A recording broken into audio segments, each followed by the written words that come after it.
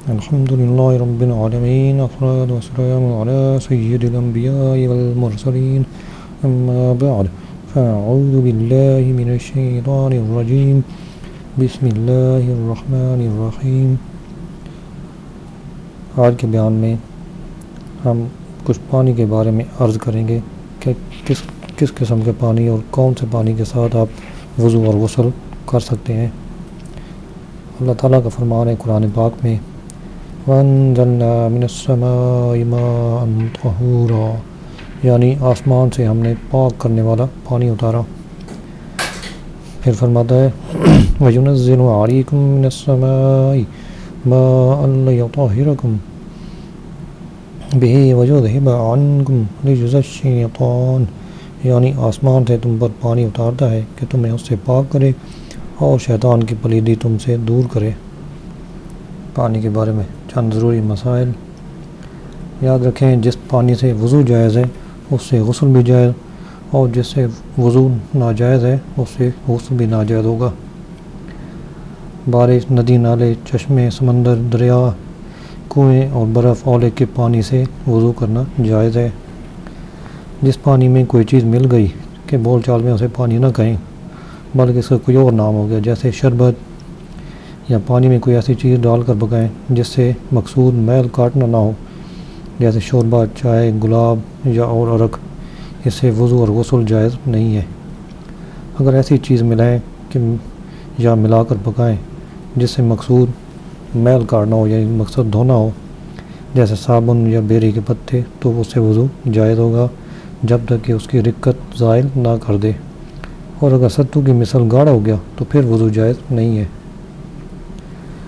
اور اگر کوئی پاک چیز ملی جس سے رنگ، بو یا مزے میں فرق آ گیا مگر اس کا پتلا پن نہ گیا، جیسے ریت، چونا یا تھوڑی زعفران، تو پھر وضو جائز ہے۔ اور جو زعفران کا رنگ اتنا آ جائے کہ کپڑا رنگنے کے قابل ہو جائے پھر وضو جائز نہیں ہے۔ یوں ہی پڑیا کا رنگ، اور اگر اتنا دودھ مل گیا کہ دودھ کا رنگ غالب نہ ہوا ہو تو وضو جائز ہے، ورنہ جائز نہیں ہوگا۔ غالب مغلوب کی پہچان یہ ہے کہ جب تک یہ کہیں کہ یہ پانی ہے، اس میں کچھ دودھ مل گیا تو پھر وضو جائز ہوگا، اور جب اسے لسی کہیں تو وضو جائز نہیں ہے۔ اور اگر پتے گرنے یا پرانے ہونے کے سبب بدلے تو کچھ حرج نہیں، مگر جبکہ پتے اسے گاڑھا کر دیں۔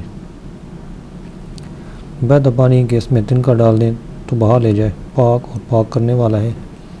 نجاست پڑنے سے ناپاک نہ ہوگا جب تک وہ نجس اس کے رنگ، بو یا مزے کو نہ بدل دے۔ اگر نجس چیز سے رنگ، بو یا مزہ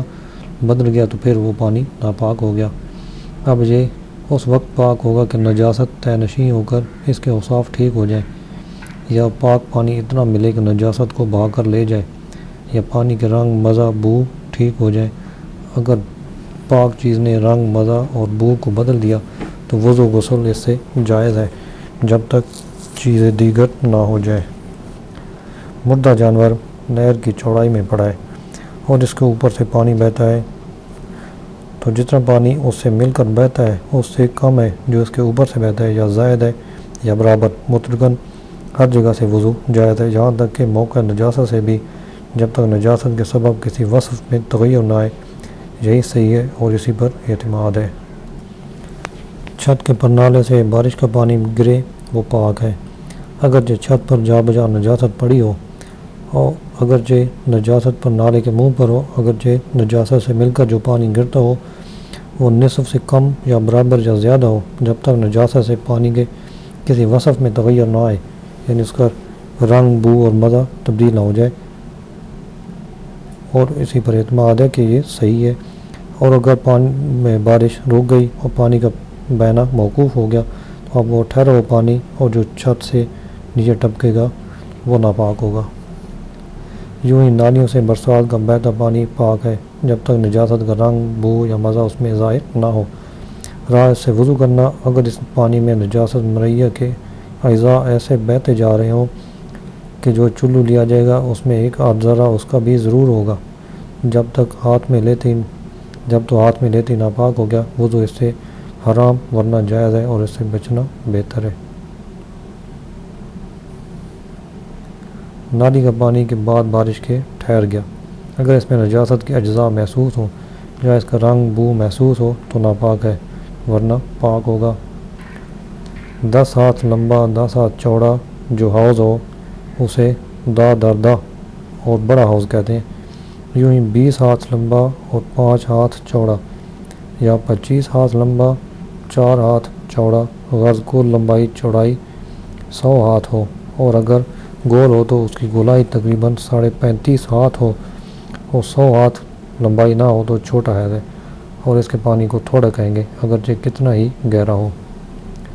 حوض کے بڑے چھوٹے ہونے میں خود اس حوض کی پیمائش کا اعتبار نہیں، بلکہ اس میں جو پانی ہے اس کی بالائی سطح دیکھی جائے گی۔ تو اگر حوض بڑا ہے مگر اب پانی کم ہو کر دہ در دہ نہ رہا تو وہ اس حالت میں بڑا حوض نہیں کہا جائے گا۔ نیز حوض اسی کو نہیں کہیں گے جو مسجدوں عیدگاہوں میں بنا لیے جاتے ہیں، بلکہ ہر وہ گڑھا جس کی پیمائش 100 ہاتھ ہے اس کو بڑا حوض کہیں گے، اور اس سے کم ہے تو وہ چھوٹا ہوگا۔ دہ در دہ حوض میں صرف اتنا دل درکار ہے کہ اتنی مساحت میں زمین کہیں سے کھلی نہ ہو، اور یہ جو بہت کتابوں میں فرمائے کہ لپ یا چلو میں پانی لینے سے زمین نہ کھلے، اس کی حاجت اس کے کثیر رہنے کے لیے ہے کہ وقت استعمال اگر پانی اٹھانے سے زمین کھل گئی یعنی زمین نظر آنے لگ گئی تو اس وقت پانی 100 ہاتھ کی مساحت میں نہ رہا، یعنی 100 ہاتھ پانی اس کو نہیں کہیں گے۔ ایسے